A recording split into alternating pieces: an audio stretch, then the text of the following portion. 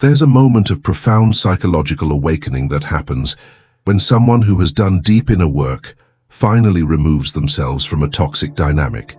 The person who once fed off their emotional energy suddenly finds themselves facing an emptiness they've never experienced before, and for the first time perhaps in their entire life, they begin to understand what they've actually lost.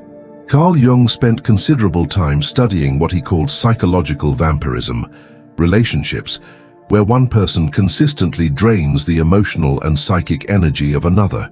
He observed that these dynamics create a form of psychological addiction where the draining party becomes dependent on their source of emotional supply without ever recognizing the true value of what they're receiving. Jung identified that narcissistic individuals often exist in what he termed psychological inflation, a state where they believe themselves to be the center of their relational universe. They experience others not as separate, autonomous beings, but as extensions of themselves designed to meet their emotional needs.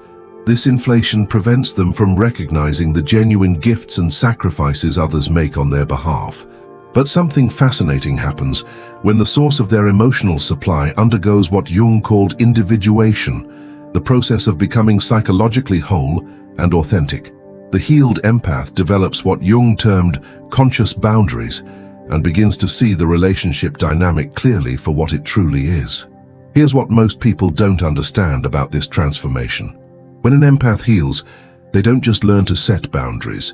They undergo a fundamental shift in their psychological relationship to themselves.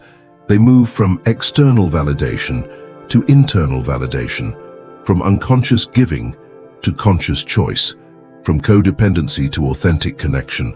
Jung observed that this healing process involves what he called shadow integration. The empath begins to acknowledge and accept parts of themselves they previously denied. This includes their anger about being used, their resentment about lack of reciprocity, and their recognition that they deserve genuine care and respect. I've studied this dynamic extensively, and what strikes me most is how the narcissistic person's reaction reveals the depth of their psychological dependence. When their source of emotional regulation suddenly becomes unavailable, they experience what Jung identified as narcissistic collapse, a sudden confrontation with their own emotional emptiness. Jung worked with individuals who displayed narcissistic patterns and noticed that beneath their inflated self-image lay what he called the wounded child, a part of their psyche that had never learned to self-soothe, self-validate, or generate internal emotional stability. They had learned to extract these functions from others rather than developing them internally. The empath, during their relationship with the narcissistic person, had unknowingly been serving as what Jung termed their psychological life support system. They provided emotional regulation, validation, problem-solving, crisis management, and consistent availability that allowed the narcissistic person to avoid confronting their own emotional limitations. When this support system is removed through the empath's conscious choice to walk away, the narcissistic person suddenly finds themselves alone with their unprocessed emotions, their unhealed wounds, and their underdeveloped coping mechanisms. It's often the first time they've experienced the full weight of their own inner world without external buffering. Jung observed that this confrontation can lead to what he called a psychological crisis of recognition, a moment when the inflated self-image crashes against the reality of their emotional dependence. They begin to understand, perhaps for the first time, that they weren't the powerful, independent person they believed themselves to be. What makes this realization particularly profound is that it usually happens after the empath has already left. The narcissistic person spends the relationship taking the empath's contributions for granted, viewing their care as expected rather than extraordinary. Only in the absence of this care do they begin to comprehend its true magnitude. This delay in recognition occurs because narcissistic inflation prevents accurate perception of others' contributions while they're happening. Jung noted that people in psychological inflation literally cannot see others clearly, because their perception is distorted by their own projected needs and expectations. The healed empath, meanwhile, has developed what Jung called conscious seeing, the ability to perceive relationship dynamics accurately without the distortion of unconscious projections. They recognize the one-sided nature of their giving, the lack of genuine reciprocity, and the emotional vampirism that has characterized the relationship. This clear seeing allows them to make what Jung considered one of the most psychologically mature decisions possible, choosing their own psychological health over the familiar pattern of self-sacrifice. They're not leaving out of anger or revenge, but out of what Jung called conscious self-preservation. Now let me share something that might challenge your understanding of both empathy and narcissism. The walking away isn't an act of cruelty. It's actually an act of profound psychological honesty. The healed empath is finally refusing to enable patterns that prevent both parties from reaching their full psychological potential. Jung understood that when empaths continuously buffer narcissistic individuals from the consequences of their emotional immaturity, they inadvertently prevent these individuals from confronting the very experiences that could catalyze their own growth. The walking away removes this buffer and creates space for authentic psychological development. The moment of understanding that narcissistic individuals experience isn't usually immediate. Jung observed that it often happens in stages, beginning with confusion about why their usual manipulation tactics no longer work, progressing through anger at the loss of control, and potentially culminating in a genuine recognition of what they've lost. This recognition process involves what Jung called the descent into the personal unconscious, a confrontation with all the emotions, needs, and vulnerabilities they've been avoiding through their extraction of emotional supply from others. Without their external source of regulation, they're forced to feel their own feelings directly. For many narcissistic individuals, this represents the first genuine emotional experience they've had in years, possibly decades. They discover emotions they didn't know they possessed, needs they never acknowledged, and wounds they've been avoiding through their focus on managing others rather than themselves. Jung noted that this confrontation can be either destructive or transformative, depending on the individual's willingness to engage with their authentic inner world, rather than seeking new sources of external validation. Some individuals use this crisis as an opportunity for genuine psychological growth, while others simply seek new sources of emotional supply. The healed empath, having done their own psychological work, can often predict this pattern. They understand that their walking away might trigger a temporary pursuit, promises of change, or attempts to recreate the old dynamic. But their healing has given them what Jung called immunity to psychological manipulation. This immunity develops through what Jung termed shadow work, the process of acknowledging and integrating the parts of themselves they previously denied or suppressed. Healed empaths have faced their own capacity for anger, selfishness, and boundary setting, which makes them less susceptible to guilt manipulation.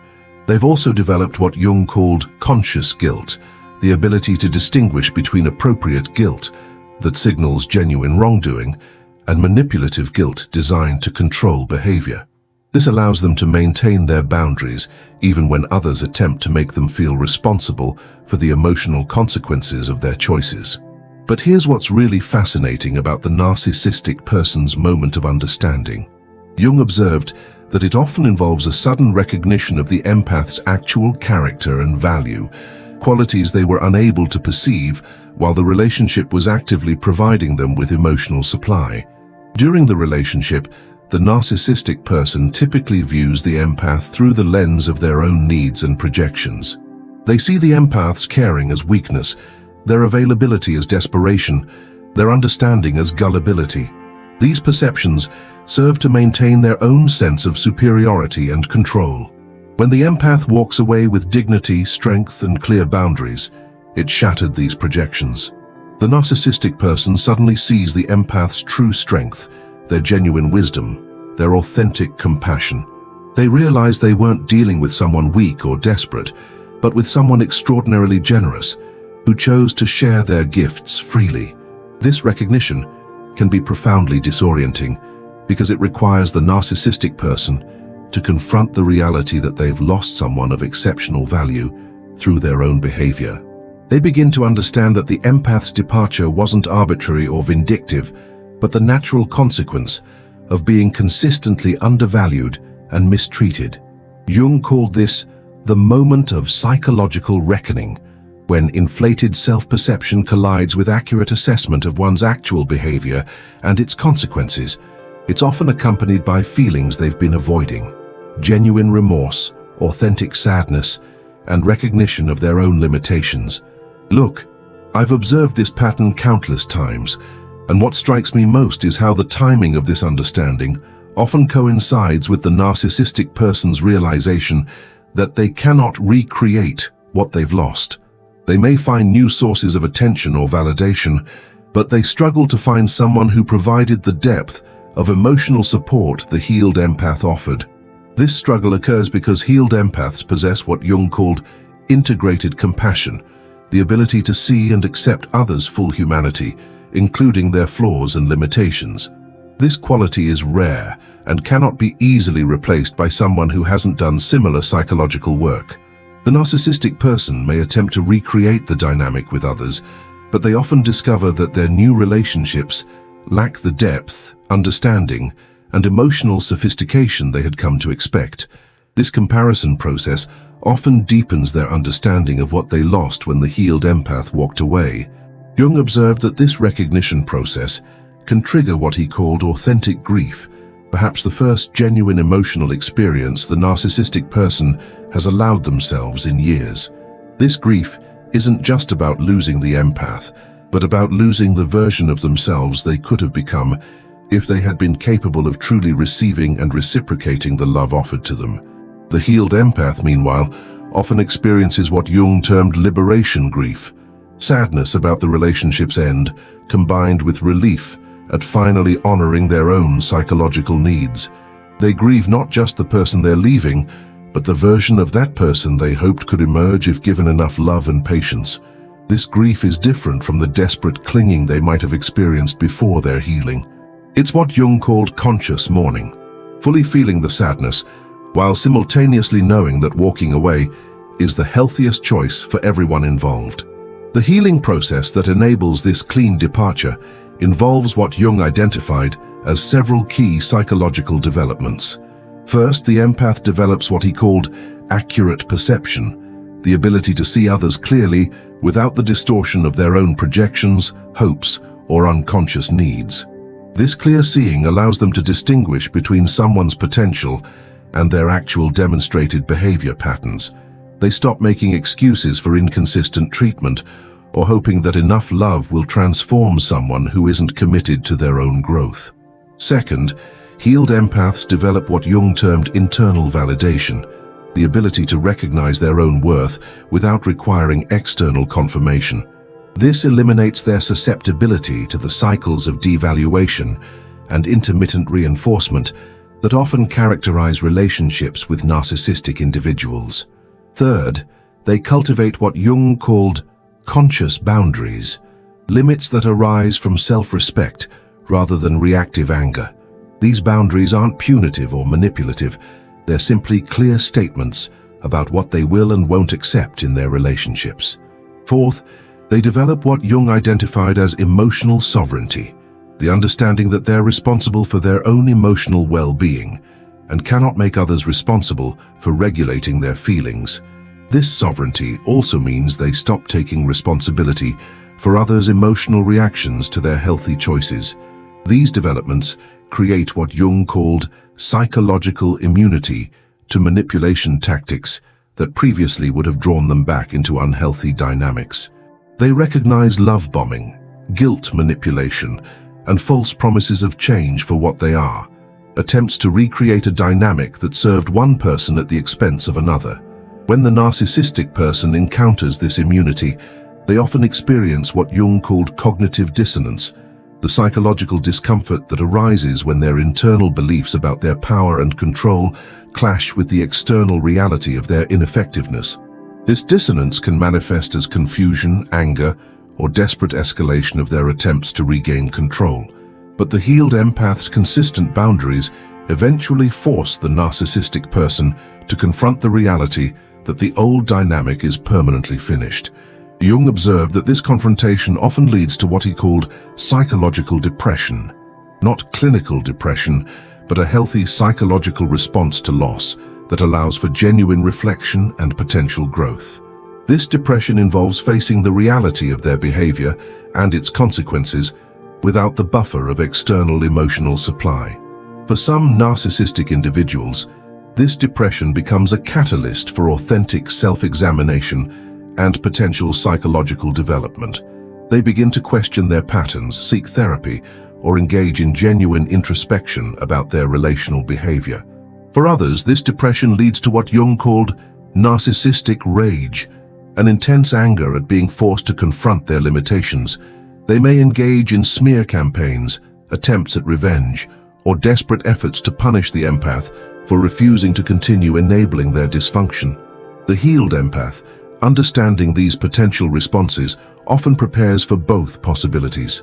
They hope for the former, but protect themselves from the latter through what Jung called compassionate detachment, caring about the person's well-being while refusing to sacrifice their own psychological health. Now, let me paint you several scenarios that illustrate exactly how this understanding process unfolds, because I want you to see these patterns clearly in their various manifestations. First scenario, the workplace narcissist and the healed empath colleague. This dynamic often involves someone who takes credit for others' work, delegates their responsibilities to empathic team members, and creates drama that requires constant emotional management from others. The healed empath begins setting clear professional boundaries, refusing to cover for the narcissistic colleague's mistakes and documenting their own contributions carefully.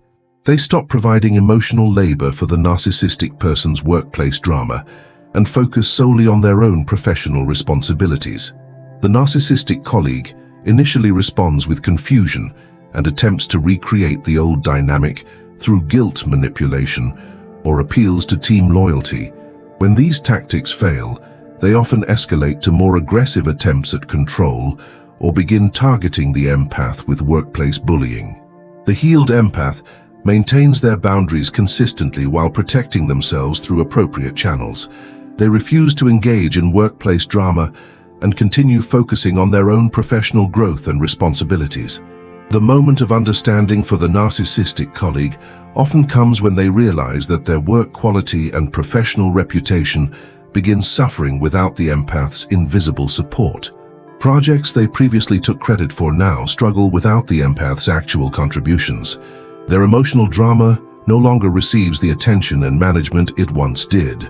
They begin to recognize that the empath wasn't just a convenient target for delegation and emotional dumping, but was actually carrying significant weight in maintaining their professional success and emotional stability.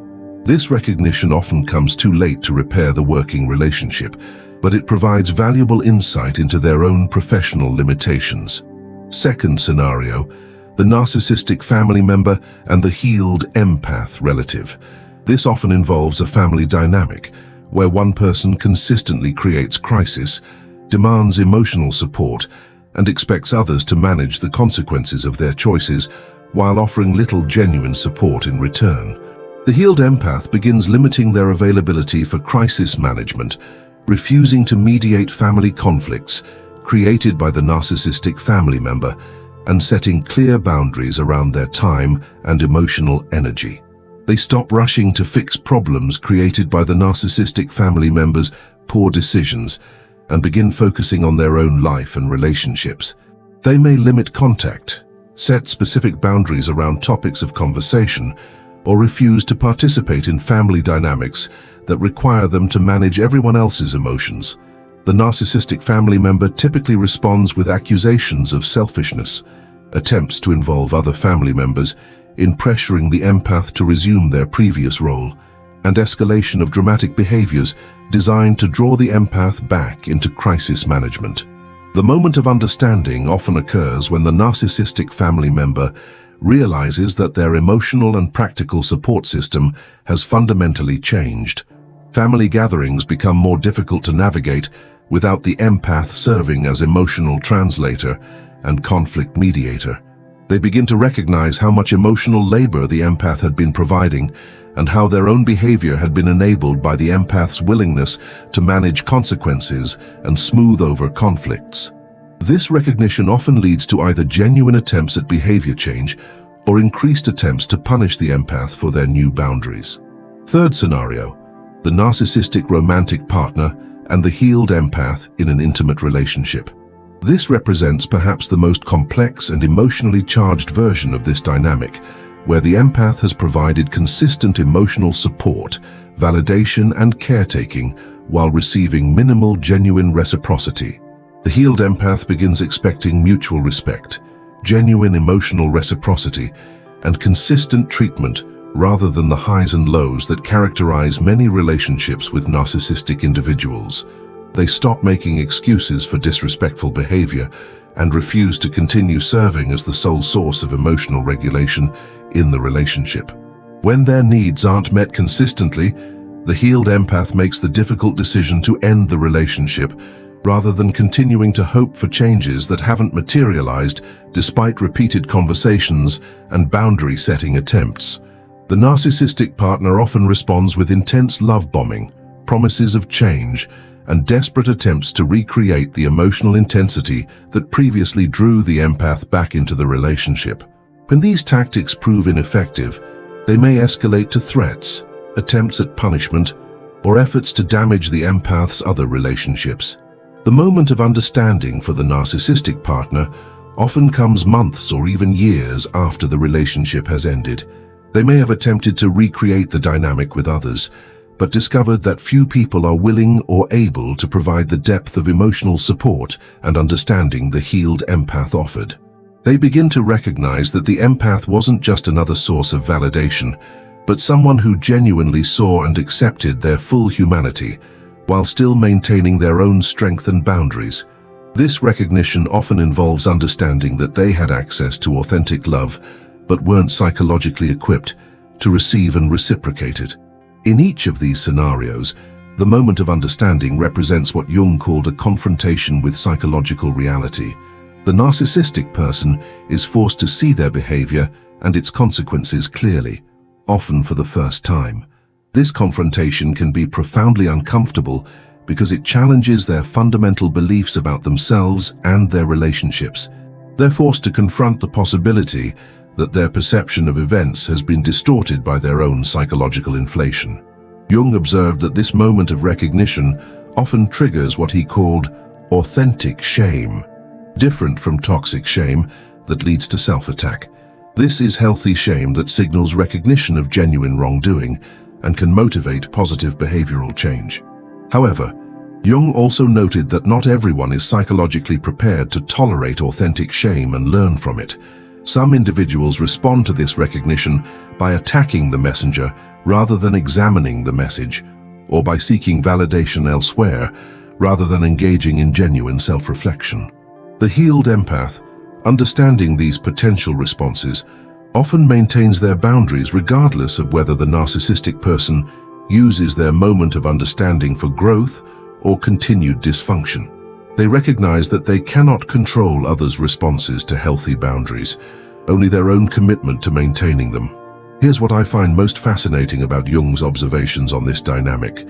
He noted that the healed empath's walking away often serves as what he called a psychological gift to the narcissistic person, even when it doesn't feel like a gift to either party in the moment.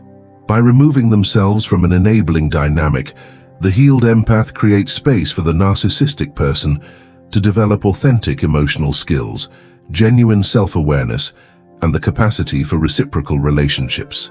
They're essentially refusing to continue participating in a dynamic that prevents both parties from reaching their psychological potential. Jung understood that true compassion sometimes requires allowing others to experience the consequences of their choices rather than continuously buffering them from reality. The healed empath's departure can serve as a wake-up call that motivates genuine psychological development. This doesn't mean the empath should stay in unhealthy relationships hoping to inspire change, or that they're responsible for others' psychological growth. Rather, it means that choosing their own psychological health can inadvertently create conditions that support others' growth as well. The timing of the narcissistic person's understanding often reflects what Jung called psychological readiness, their capacity to tolerate the discomfort of accurate self-perception and genuine emotional experience. Some people develop this readiness quickly after losing important relationships. while others may take years or even decades to reach this point. Jung also observed that the depth of understanding often correlates with the significance of what was lost. Narcissistic individuals who lose relationships with genuinely exceptional people often experience more profound moments of recognition than those who lose relationships with people who hadn't done significant psychological work. The healed empath represents what Jung called integrated humanity, someone who has faced their own psychological shadow, developed authentic self-compassion, and learned to offer care without sacrificing their own well-being. Losing access to this level of psychological sophistication often triggers recognition of its rarity and value. Now let me give you a framework that Jung developed for understanding and navigating these dynamics. Whether you're the person walking away or trying to understand someone who has walked away from you. Jung's framework for what he called conscious relationship termination involves 4 key psychological processes that support healthy disengagement from toxic dynamics while maintaining personal integrity and emotional wisdom. The first process is what Jung termed honest assessment, developing the ability to see relationship dynamics clearly without the distortion of hope, guilt, or unconscious projections. This involves examining patterns of behavior over time rather than focusing on intentions, promises, or isolated positive moments.